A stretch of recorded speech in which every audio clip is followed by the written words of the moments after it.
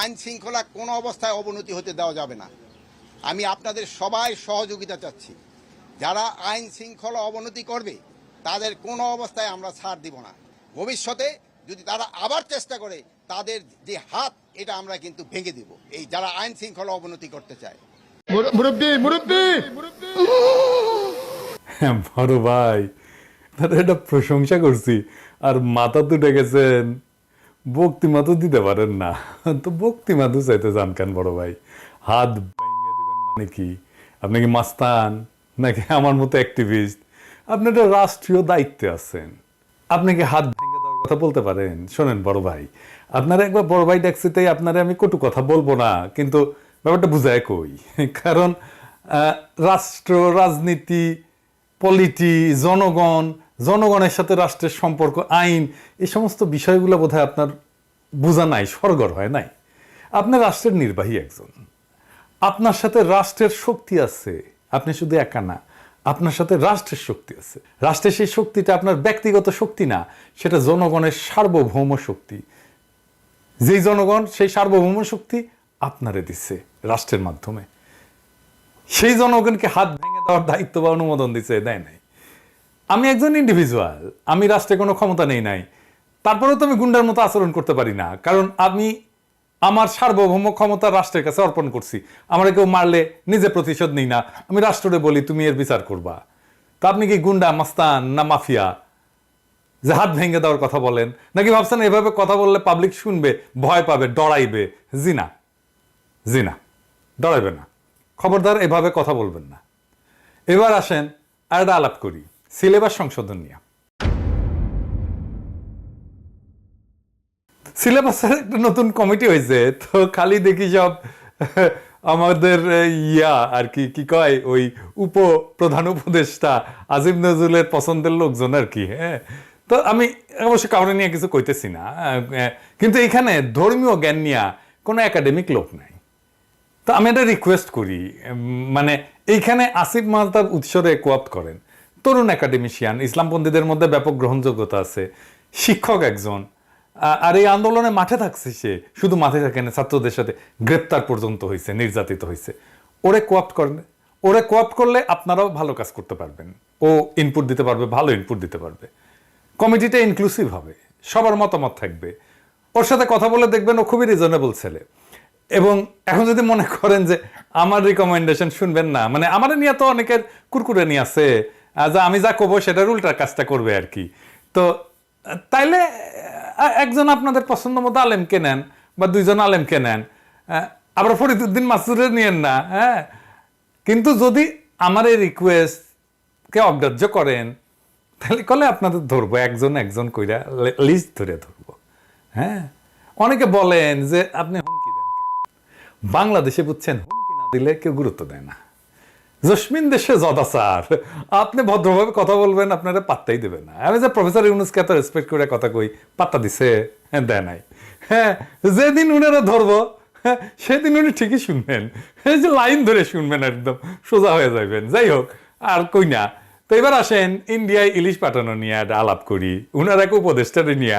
আইজার professor ইউনুসরে আর নাই ধরি না, হ্যাঁ ঠিক আছে, উনার উপদেষ্টারে নিয়ে ধরি।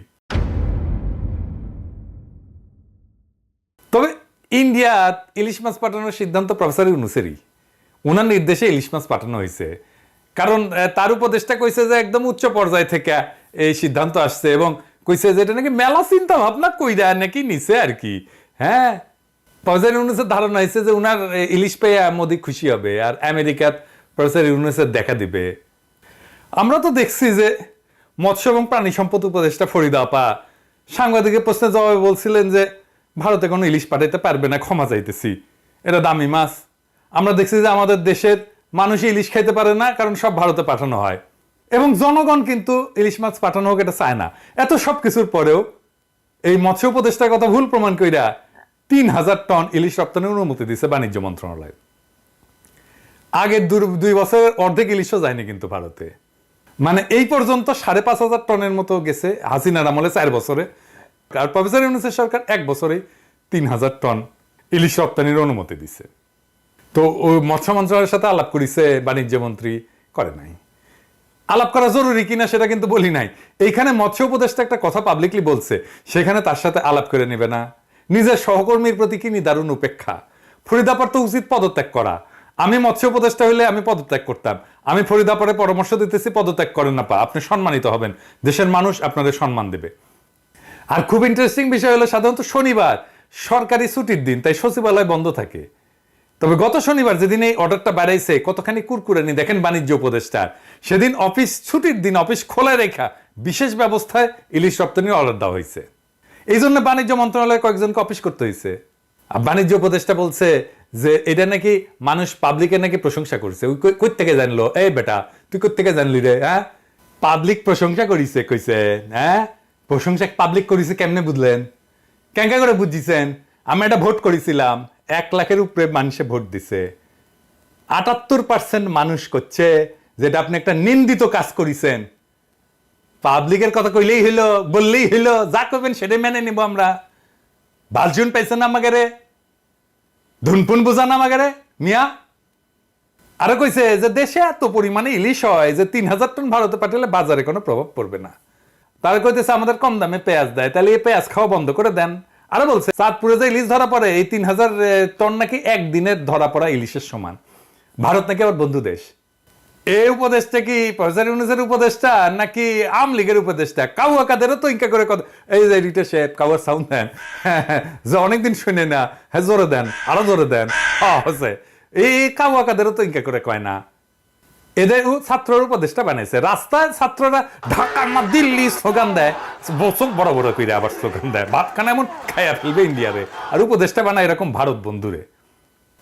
ওরা যে বানানো হয়েছে উপদেশটা, ওই কি জানে দৈনিক কত টন ইলিশ উৎপাদন হয় দেশে? ইলিশের বার্ষিক উৎপাদন 3,46,000 মেট্রিক টন। তার মানে দৈনিক 1000 মেট্রিক টনেরও কিছু কম উৎপাদিত হয়। এটা তো বিবিসির রিপোর্ট, তাই না? 1 মে 2024 ওই ক্যাঁকা করে কয় যে দিনে 3000 টন ইলিশ উৎপাদন হয়। হাসিনার মন্ত্রীগুলো ছিল মূর্খ, আর প্রফেসর ইউনূসের মন্ত্রীগুলো হয়েছে হাম্বাগ। হাম্বাগ মানে জানেন তো, ভাবেই আম্বিয়া, মানে ভাব দেখায় যে উয়ে বেশি একেবারে যাই না, একেবারে আকাশে উঠে গেছে। অফিসার আর কেউ কিছু জানে না। হ্যাঁ, আর সবাই তেজপাতা, ওরা একাই জানে, ওই একাই বুঝে। হ্যাঁ, তো দেখলেন তো কামে, ওই জানেই না, কথা কওয়াই লিখবে। আর ওই যেদিন বন্ধু রাষ্ট্র বইলা ইলিশ পাঠাইলো, সেদিনই অমিত শাহ কি কইলো? বাংলাদেশিদেরকে উল্টা করে ঝুলাবে। দেখেছেন বন্ধু রাষ্ট্র কেঙ্কা লাগে, চিন্তা করেন তো। আমি ওরা ধরতেছি খারান। হ্যাঁ, সালাউদ্দিন সাহেব আগে ইলিশের বিষয়টা বুঝেনি। ইলিশ নিয়ে আমি অনেক আগে একটা এপিসোড করেছিলাম, এটা আপনারা দেখছেন কিনা জানি না, অনেক টাইম নিয়ে করেছিলাম, পারলে এটা দেখে নিয়েন। এটা কি লেখা আছে এটা সেটা বড় করে দেখান। এটা আমেরিকার মিনেসোটা স্টেটে হাসিনার পাঠানো ইলিশ ওরিয়েন্টাল দোকানে বিক্রি করিচ্ছে ভারতের পণ্য বইলা, অনেক সস্তায়, প্রায় এক পাউন্ড $5 মতো। হাসিনার পাঠানো উপহার বেচে তারা লাভবান হইতেছে। ইন্ডিয়া নিজে ইলিশ মাছ ধরে, আবার সেই ইলিশের সাথে আমাদের ইলিশ মিশা এক্সপোর্ট করে। দেখলেন তো বাঙ্গু এলিট, যেমন এই যে মোস্তফা সরোয়ার ফারুকী কইছে যে আমাদের ইলিশ দেওয়া উচিত, আমাদের নাকি মন ছোট দেখাচ্ছে আমরা যদি ইলিশ দেখাইতে না পারি।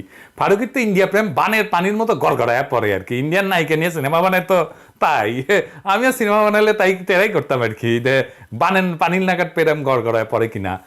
আরেক দল কইতেছে কলকাতা আমাদের আন্দোলনের সময় সাপোর্ট দিছে, কথা সত্য। যেটা বিবেচনায় এসছে সরকারে সেটা হচ্ছে যারা এই ইলিশটা চাচ্ছেন তারাও কিন্তু এই বৈষম্য বিরোধী ছাত্র আন্দোলনে ওই পারে থেকে অনেক সমর্থন দিয়েছেন, সেটা আমরা সকলে দেখেছি। কিন্তু এটা ভুলেন না যে ওরা ওদের একটা আলোকিত অংশ সাপোর্ট দিছে, সংগতি জানেছে, সবাই না। আবার আমাদের লড়াইয়ে সাপোর্ট দিয়ে নিজেরা গৌরব বোধ করছে। এটা একটা ফেনোমেনন, এটা সারা দুনিয়ায় হয়। বীরত্বের সাথে মানুষ নিজেকে যুক্ত করে। বাংলাদেশের মানুষ এই দানবীয় শক্তির সাথে, বিক্রমের সাথে লড়াই করতেছে। এটা ভাগ নিবে না, ওরা জিন্দগিত পারবে এরকম করতে, তো নিছে, ভাগ নিছে, তো ঠিক আছে নিছে, সেই জন্য কৃতজ্ঞ হওয়া লাগবে নাকি? হ্যাঁ, এই হাসিনার মতো এই যে মুক্তিযুদ্ধে সাহায্য করেছে জন্য আমাদের কৃতজ্ঞতা জানাইতে হবে 50 বছর ধইরা? হ্যাঁ, যে আমাদের আন্দোলনের সময় 2টা মিছিল করেছিল সেজন্য আমাদের কৃতজ্ঞ থাকতে হবে ইলিশ মাছ পাঠায়? হ্যাঁ, এই পশ্চিমবঙ্গ ফারাক্কা দেয় নাই। ফারাক্কা দিয়ে পানি কই যায়? গঙ্গায়। তো পদ্মায় ইলিশ চায়, পদ্মায় পানি দেয়? পশ্চিমবঙ্গের মানুষ পানি দেয়? দেয় না। তিস্তার পানি কে আটকাইছে? মোদি আটকাইছে না মমতা ব্যানার্জি আটকাইছে? মোদি আটকায় নাই। হাসিনা পতনের পরে বাংলাদেশ নিয়ে যত ক্যাম্পেইন হয়েছে কে করছে? কলকাতাই তো করছে। বিবিসি দেখেছে কিভাবে ভারত একের পর এক মিথ্যা খবর ছড়াইছে বাংলাদেশে হিন্দু নির্যাতন নিয়ে। আর বাংলাদেশে যখন বন্যা হইল তখন ওরা কি রকম উচ্ছ্বাস করছে মনে ভুলে গেছেন? প্রত্যেক বছর যেন এরকম বন্যার পানি দেয়, এটা আশা করিছে। ওটা আবার দেখেন আপনার এই কারণে আপনি গেলে, এমনি তো গেলেই না, এদেশে কোনো আচরণ দিয়ে এদের মানুষ বলে মনে হয়? দেখেছেন কিভাবে কি সমস্ত কমেন্ট করেছে, সব বললাম না, শুধু ব্যক্তি পর্যায়ে না, এই যে জি24 ঘন্টা নিজে বাংলাদেশের এই অসহায় পরিস্থিতির নিয়ে ব্যঙ্গ করে নিউজ করেছে না, দেখেছেন না আপনারা? দেখেন আবার এরে বলে বন্ধু দেশ আমাদের উপদেষ্টা। এবার আসেন এই উপদেষ্টা একটু সুলুক সন্ধান করি। এই উপদেষ্টা হাসিনার মন্ত্রী রুহুল হকের বেয়াই। রুহুল হক একটা বিশিষ্ট চোর, সে চোরের সাথে পারিবারিক সম্পর্ক করছে যখন রুহুল হক মন্ত্রী। রুহুল হক চুরি করে নাই, ওই জানে না? এই সব রসুনের টুপকি একই জায়গায়, বুঝছাও? বাঙ্গু সব এলিট একই জায়গায়। আমি শুনছি সব উপদেষ্টার ব্যাপারে নাকি কিছু দ্বিমতের সমালোচনা থাকলেও এর ব্যাপারে সালাউদ্দিন সাহেবের ব্যাপারে কোনো সবাই নাকি একমত ছিল। তা তো থাকবেই, এটা তো আর এক এলিটের সরকার। হাসিনা শুধু বদলাইছে, আর কি বদলাইছে? কিছুই বদলায়নি। গুম হয় না, গুম হয়েছে। এখনো বিচার বহির্ভূত হত্যা হয় রাষ্ট্রীয় বাহিনীর হাতে। উল্টা শুরু হয়েছে সর্বব্যাপী অরাজকতা। আর্মি কিভাবে পিটাইতেছে দেখেছেন? আমি আর ছবি টবি দেখাইলাম না, কত ভিডিও টিডিও আপনারাই দেখেছেন। এখানে দেখা যায় কি সেনা সদস্যরা মারধর করতেছে গরিব মানুষদেরকে। অল্প কয়েকদিন আগে জুলাই আগস্ট গণ অভ্যুত্থানের সময় এরা ছাত্র জনতার উপরে গুলি চালাইছিল না? পুরা দেশকে লুট করে খাওয়া সালমান এফ রহমান অথবা খুনি হাসিনার আইনমন্ত্রী আনিসুল হককে এই জওয়ানরা কখনো এইভাবে পেটাইতে পারবে বা পারছে? হাসিনার কোন মন্ত্রীরা পেটাইছে এইভাবে? পারবে? পারবে না। যত জুলুম, যত হেডম, যত বীরত্ব সব গরিব মানুষের সাথে, বুঝেছে? সেই জন্য এটা হইতেছে এলিটের সরকার, একটা সব বড় লোকের সরকার। উপদেষ্টা মুজিবের ছবি পিছে লাগা অফিস করে। তা একটা জিনিস পাইছেন, এটা কইতেছে ফ্রিডম অফ স্পিচ। তবে ভাইবেন না এটা মহৎ হইয়া প্রফেসর ইউনূস দিছে আমাকে না। প্রশাসনের একটা বেড়া ছাড়া অবস্থা, পারবে না এখন আমাদেরকে ধরতে। পুলিশই নাই, কাড়ে দিয়া ধরবে, কাড়ে দিয়ে আমাদের পিছে লাগাবে। সেই জন্যে কিছু কয় না। ও পুলিশ যদি ঠিক থাকলো নি, দেখলেন আমাদের পিছে এখনো লাগলো নি। প্রশাসন আর উপদেষ্টারা হাসিনার মন্ত্রীর মতো বলে ভারত বন্ধু রাষ্ট্র। স্বামী স্ত্রী এখনো বলে নাই, কারণ প্রফেসর ইউনূসের ক্যাবিনেট তো বুড়া খাটাস দিয়া ভর্তি, তাই কয় নাই। বয়স না কম হলে ঠিকই ইনকা করে মেটাফোর দিল নি। হ্যাঁ, এমনিতে তো পদ পাইতে দিতেছে, তো ওদের দিল নি ইনকা করে আর কি। এমন দিকে যাইতেছে না, কিছুদিন পরে পাবলিকে কবি যে আমলিগ আমলে ভালো ছিল। কবি লিখে রাখেন, আমি আজকে কইলাম তো লিখে রাখেন। মেলা কিছু কইছি আগে, ঠিক হয়েছে না? দেখেন এটাও ঠিক হবিনি। আর কি কইছে? ডেঞ্জারাস কথা কইছে। ওই কইছে আমরা নাকি ইমোশনাল কথা কই। বিপ্লব গণ অভ্যুত্থান কি ইমোশনাল না? হ্যাঁ, এই বিপ্লবে হাজারের উপরে ছাত্র জনতা জীবন দিল, তার রক্তের উপর দিয়া ও ক্ষমতা উপভোগ করতে আসছে, আর আমাদের উপহাস করে ইমোশনাল কইয়া। সালাউদ্দিন সাহেব, আপনি বয়স্ক মানুষ, বুড়া, তো আজকে আপনারা গালি দিলাম না, বুড়া গালি না আর কি, আমিও বুড়া, তো এনা সিল দিলাম। এডিটর সাহেব, এটার কপালে ইন্ডিয়া বন্ধু কইয়া সিল মেরে দেন তো, এটা ঠকাস কইরা। হ্যাঁ মারিছেন, হ্যাঁ ঠিক আছে, আরেকটা মারেন, আরেকটা মারেন, 3টা মারিছেন, হ্যাঁ ঠিক আছে। সালাউদ্দিন সাহেব, এই অপমান উত্তরোত্তর বৃদ্ধি পেতে থাকবে। আপনি যদি আমার না চিনে থাকেন, আপনার কলিগদের কাছ থেকে, সহকর্মীদের কাছ থেকে চিনে নিয়েন, শুনে নিয়েন, আপনার আত্মীয় স্বজনদের কাছ থেকেও শুনে নিয়েন, এটা জোয়ান পোলাপানদের কাছে শুনে নিয়েন আমি কি জিনিস। আর আমার বুঝেছেন, আমার সমৃদ্ধ একটা গালির ভান্ডার আছে, বুঝছাও তো। এই যে এটার পরে গালি খাবেন, হ্যাঁ, পরের কোর্সে যে গালি খাবেন না, 7 দিন নাপাক থাকবেন। হ্যাঁ, কথা দিলাম। এরপরে 2 সপ্তাহ নাপাক থাকবেন, এরপরে 1 মাস নাপাক থাকবেন। সালাউদ্দিন সাহেব, আপনি ইমোশনাল কইয়া উপদেষ্টা থাকার বৈধতা হারাইছেন। আপনি বিপ্লবকে উপহাস করছেন। আপনি পদত্যাগ করবেন, অবশ্যই পদত্যাগ করবেন। পদত্যাগ না করলে এরপরে যদি শিক্ষা না হয়, আপনারা কিন্তু ওই ইলশা আমরা হান্দায় দেব। ওর আপনারা যেটি পাওয়া হবে সেটি আপনার গাড়ি আর মাথার পচা ডিম মারবে। আমি পারমিশন দিয়ে দিলাম আমার ক্ষুদ্র ভ্রাতার ভগ্নীদের। আর প্রফেসর ইউনূসের সরকার কয়দিনের, রাস্তাত বেড়াইতে পারবেন না যদি বেশি তেরি করেন। পদত্যাগ না করে যদি খিচ্চা পড়ে থাকেন না নির্লজ্জের মতো, আমি তো দেশে ফিরবো, একদিন না একদিন ফিরবো। হ্যাঁ, তার ঠেকাইতে তো পারবেন না। সেদিন কলে ধর্মু আপনারে। হ্যাঁ, দেখি কে বাঁচায় আপনারা, প্রফেসর ইউনূসও বাঁচায় কিনা। আমার ক্রোধ থেকে আপনারা কেউ বাঁচাইতে পারবে না যদি আপনি পদত্যাগ না করে খিচ্চা মেরে বসে থাকেন, অথবা দুঃখ প্রকাশ না করেন প্রকাশ্যে। আমি কলে কামলা দিয়া কাজ করি না, বুঝছাও? কামলা দিয়া কাজ করি না, নিজের হাতে কাম করি। হাসিনা মোদিরে কেয়ার করি না। আর আপনি তো মামুলি হামজর মিয়া, আপনার উষ্টা দিতে আমার বেশি কষ্ট করতে হবে না। বুঝে নেন জিনিসপত্র। 2টা অপশন দিলাম, পদত্যাগ করবেন, জাতির কাছে ক্ষমা চাইবেন। কোনটা করবেন আপনার ব্যাপার। এমনি বেড়াছাড়া অবস্থা, তার উপরে আমাদের আক্রমণ সহ্য করার ক্ষমতা প্রফেসর ইউনূসের সরকারের নাই। কিছু কই নাই এতদিন, মজা পেয়ে গেছেন না? হ্যাঁ, নিজের প্রচুর ক্ষমতাবান ভাবছেন। হ্যাঁ, আপনি আমার এইটা, আপনি আমার ক্ষমতা একদম বুঝে দেবো। কাক কয় ক্ষমতা? ক্ষমতা জিনিসটা বুঝেনি নাই। জানেন তো, বাঘে চুলে 18 ঘা, ঠোলায় চুলে 36 ঘা, আর পিনাকি চুলে জয় বাংলা।